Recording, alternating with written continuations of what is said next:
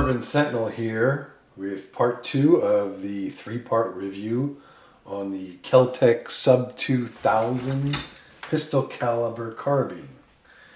And Bella, of course, is in the way already. You'd think that this cat worships me, but honestly she ignores me unless this camera is on. Maybe she was a Hollywood starlet in a past life or something like that. Anyway, in part 2 here, we're going to look at the logistics involved with the Kel-Tec Sub 2000. And this particular one is chambered in 9mm and is the Glock compatible model. And by logistics, I'm talking about the ilities: reliability, maintainability, durability, interoperability, and supportability. Quick safety check here. First, there is no magazine and the chamber is clear. And Bella is playing with my pointer. Okay, reliability. I evaluate reliability based on 4 factors. First, the design of the weapon itself. 2, my personal experience with the weapon. 3, others' experience with the same model. And 4th, the overall reputation of the manufacturer. For reliability purposes, simpler is better. The fewer moving parts, the less there is to go wrong with any mechanical device. Apparently, Kel-Tec took a very minimalist approach in designing this weapon. First, it is blowback operated, a very proven system that's been around for many decades. Second, this gun has very few frills. There's no last shot, hold open, or any fancy features.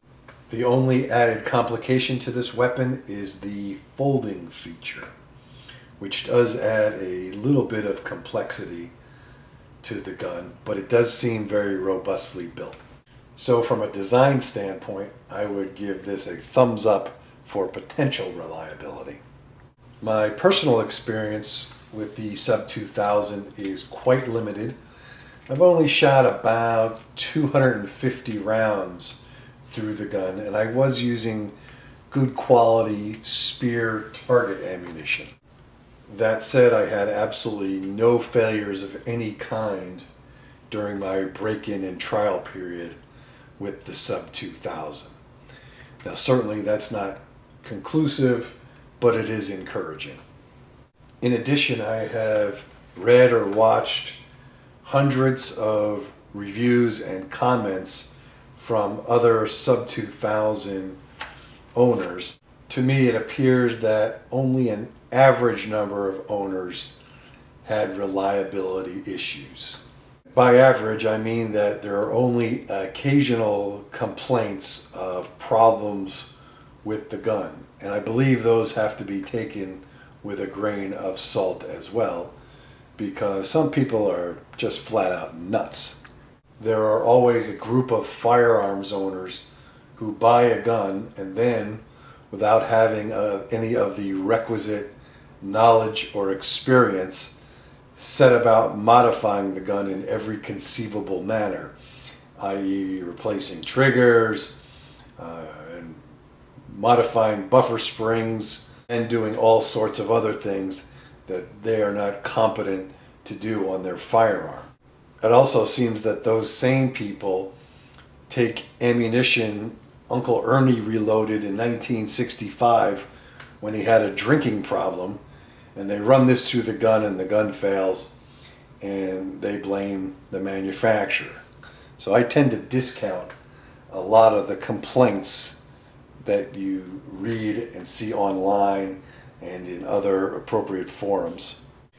There was one problem that was prevalent enough to at least appear to be legitimate, in that those firing lighter loaded 9mm rounds were having failures to feed, failures to eject, that sort of thing.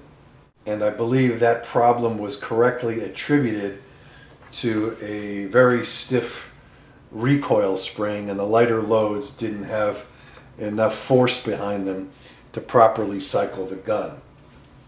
The solution by consensus was to use heavier 9mm bullets or plus P 9mm rounds. It seems that this problem largely disappeared once the owners ran either 124 grain or higher bullet weights and or plus P 9mm loads.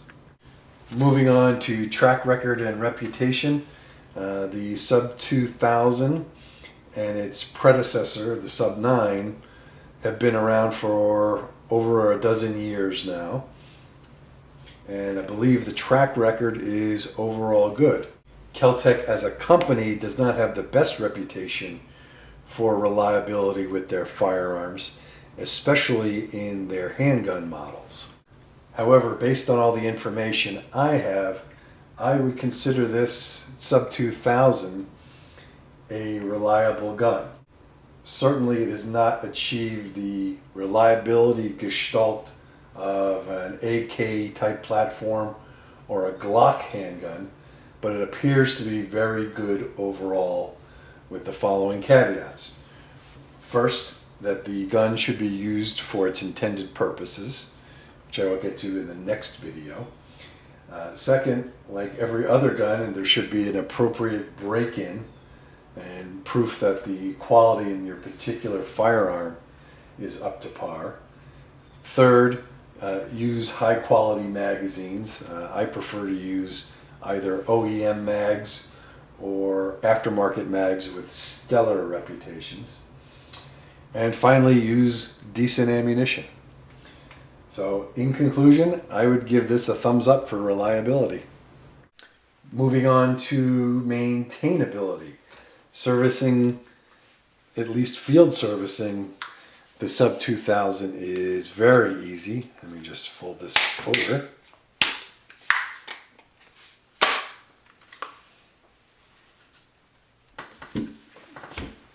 Get a little bit closer in there. Because of the folding mechanism, it's very easy to clean the barrel from the breech with either a rod, or a bore snake. So that is a home run, routine cleaning of the barrel. Field strip on the Sub 2000 is very easy as well. Essentially the bolt, the spring, and the mechanism comes right out of the back of the buffer tube, and it is a snap to get done and clean. Fellow YouTuber Brothers Keeper 111 has a field strip video on it that's very good. So rather than reinvent the wheel, I'll just put up an annotation to that video. And as a brief helpful hint, it's written in the manual that you should never pull the trigger with the bolt out because it will lock the gun up. It's not catastrophic. It can be fixed with fooling around with the firing mechanism a little bit, but don't do it because it can be a pain in the neck from what I've seen. Let's move on to durability. This is a much tougher question. The firearm has been out for more than a decade. I've only heard of a few people with very high round counts on the Sub 2000.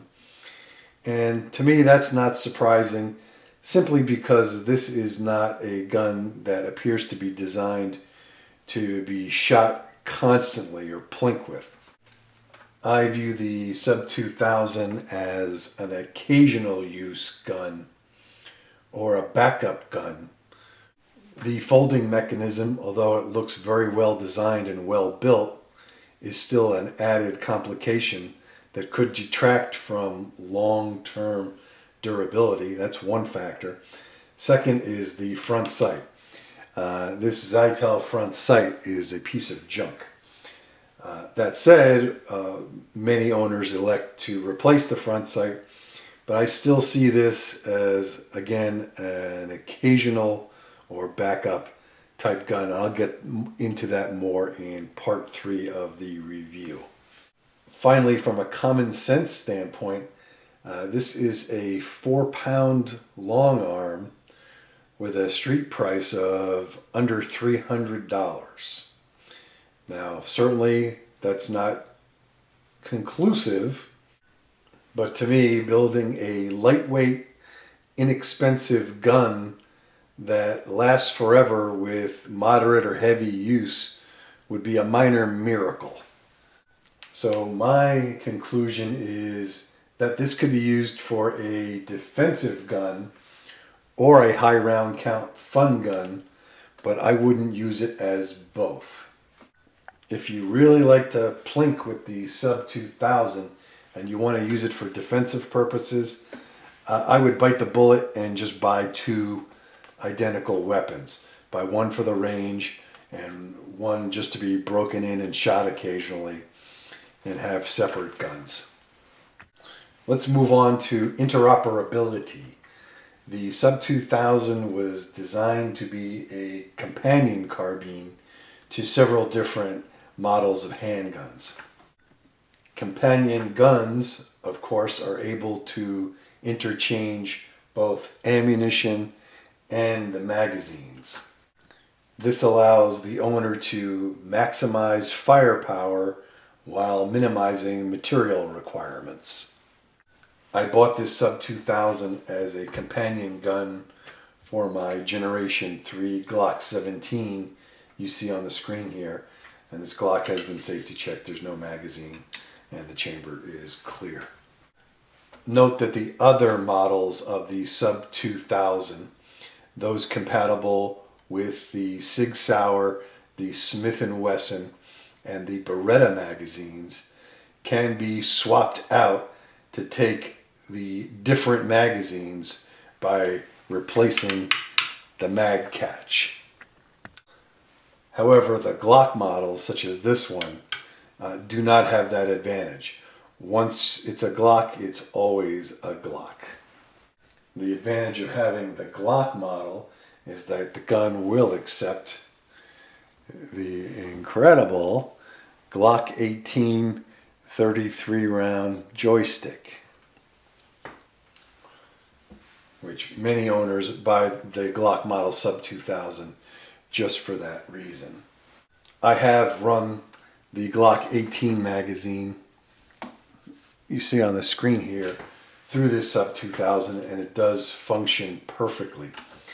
That said, I don't think I would make a habit of using it. Not because it doesn't work, it's only because when you load up one of these big joysticks, the weight is considerable. Now, I'm not sure if the mag catch on the Sub 2000 is designed to handle that kind of weight on a regular basis. It's nice to have in case of an emergency, but in general, for target practice or general usage, I'm going to stay with the normal capacity Glock 17 magazines. Okay, moving on to portability and storage of the Sub 2000.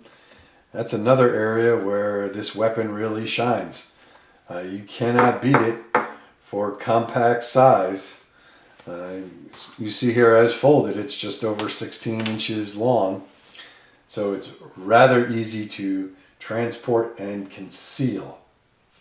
Great for where you have limited storage space, such as an aircraft or boat. And the built-in lock that allows you to lock the weapon in its folded position, let's see if we can get that on camera here, allows for safe storage of the weapon without using a locked case. That may not be legal to do in all instances, but certainly it is helpful.